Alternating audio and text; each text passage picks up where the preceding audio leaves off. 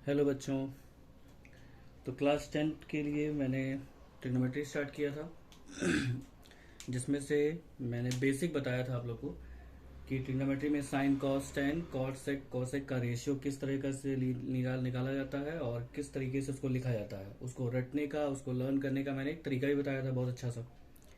तो वो शॉर्टकट होता है लर्न करने के लिए, लेकिन बेसिकली आपको जब तक प्रैक्टिस नहीं करेंगे तब तक याद नहीं होने वाला है। तो आज मैं कुछ क्वेश्चंस का प्रैक्टिस करवाऊंगा जिससे कि आपको sine cos tan cot sec cosec के रेशियो का जो पैटर्न है वो याद हो जाएगा। तो सबसे पहले इसमें कुछ क्वेश्चन करवा रहा हूँ मैं। आर डी शर्मा से मैं क्वेश्चन करवा रहा हूँ। आप लोग भी, मेरी प्रेफरेंस यही है कि आप लोग आर डी शर्मा से ही पढ़िए मैथमेटिक्स। अगर आप लोग को मैथमेटिक्स अच्छे से सीखनी है तो आर डी शर्मा की बुक परचेज करिए और उसके क्वेश्चन सॉल्व करिए। अगर आप लोग के पास आर एस अग्रवाल है तो वो भी बेटर है, बट आर एस अग्रवाल से ज़्यादा क्वेश्चंस, ज़्यादा डीप क्वेश्चंस जो होते हैं वो आर डी शर्मा में मिल जाते हैं।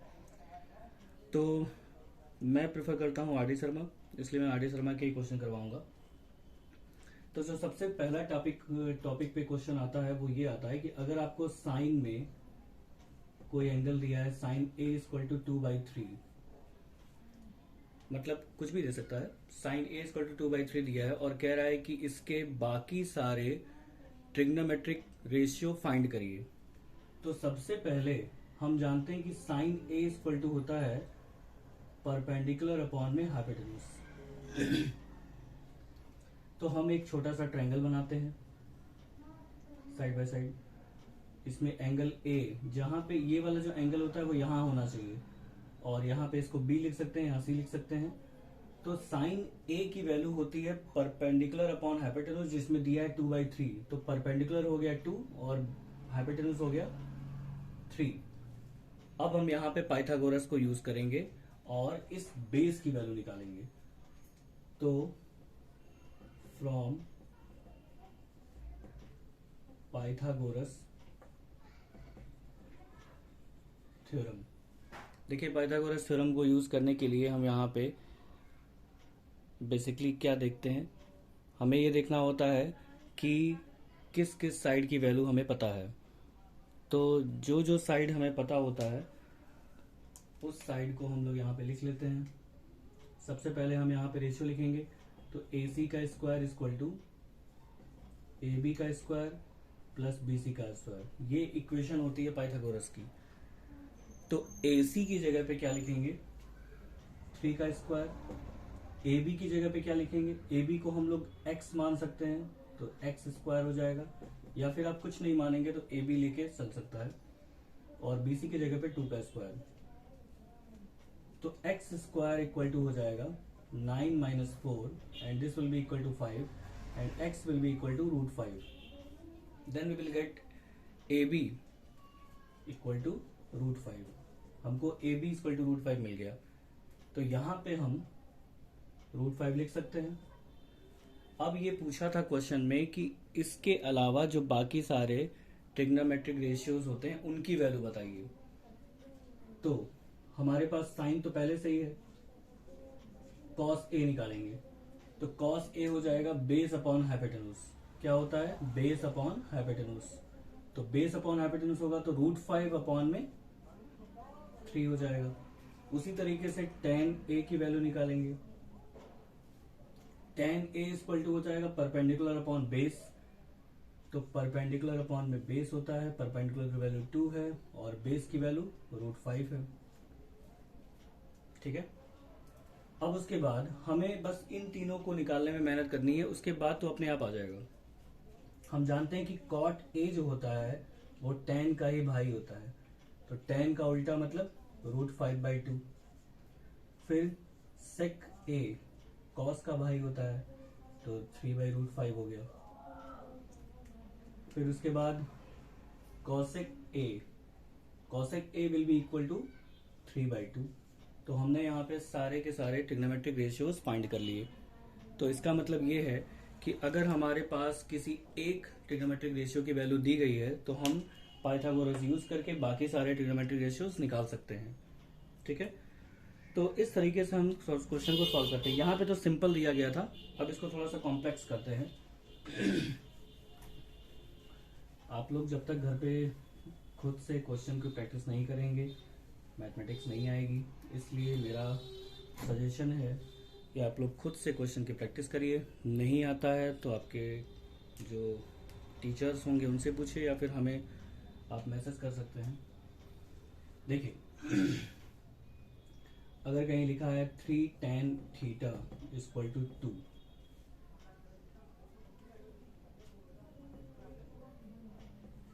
मान लीजिए ऐसे लिखा है 3 tan थीटा इक्वल टू 5 है, और कह रहा है कि बाकी जितने भी ट्रिग्नोमेट्रिक रेशियोज होते हैं उनकी वैल्यू बताइए। तो हम क्या करेंगे, सबसे पहले इसको tan थीटा निकालेंगे यहाँ से, तो 5/3 हो जाएगा। tan थीटा इक्वल टू 5/3 हो गया, और tan थीटा इक्वल टू होता है परपेंडिकुलर अपॉन में बेस, और इसके लिए हम एक छोटा सा ट्रायंगल बनाएंगे जिसमें ये वाला एंगल थीटा रहेगा, और इसको नाम दे देंगे ABC। ठीक है, तो tan थीटा इक्वल टू हो गया परपेंडिकुलर अपॉन बेस, तो 5/3 हो गया। अब हम यहाँ पे पाइथागोरस लगाएंगे, तो पाइथागोरस थ्योरम लगाएंगे, तो AC का स्क्वायर इक्वल टू AB का स्क्वायर प्लस BC का स्क्वायर।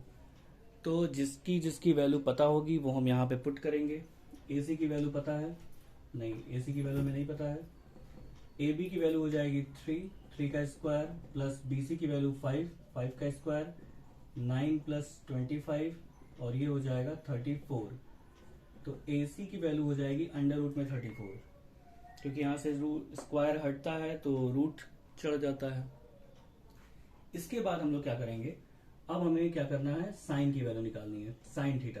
तो साइन थीटा इक्वल टू हो जाएगा परपेंडिकुलर अपॉन हाइपोटेन्यूज, और हाइपोटेन्यूज की वैल्यू आई है √34, तो 5/√34 हो जाएगा।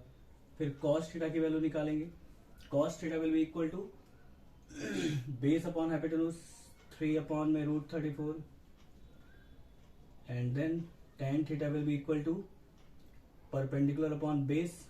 tan थीटा की वैल्यू वैसे बेसिकली दिया गया है यहाँ पे, उसकी वैल्यू कोई मतलब नहीं है। फिर हम निकालते हैं यहाँ पे कॉसेक थीटा। कॉसेक थीटा जो होता है वो साइन का उल्टा होता है, तो ये आएगा। फिर सेक थीटा जो होता है वो कॉस का उल्टा होता है, तो ये आएगा। और tan का उल्टा कॉट थीटा होता है, तो ये आएगा। तो इस तरीके से हमने सारे रेशियोज फाइंड कर लिए। ठीक है, तो आई होप आप लोग को समझ में आया होगा। इस तरीके से हम रेशियो वाले क्वेश्चन को सॉल्व करते हैं। ठीक है, अब थोड़ा सा आगे बढ़ेंगे। अब हमें नेक्स्ट टाइप जो क्वेश्चन मिलती है वो रेशियो निकालने के लिए नहीं देगा, वो कोई इक्वेशन को सॉल्व करने के लिए देगा। तो एक क्वेश्चन उसके ऊपर भी देख लेते हैं। बाकी मैं बहुत सारे क्वेश्चन भी करवाऊंगा अगली क्लास में। Sine A equal to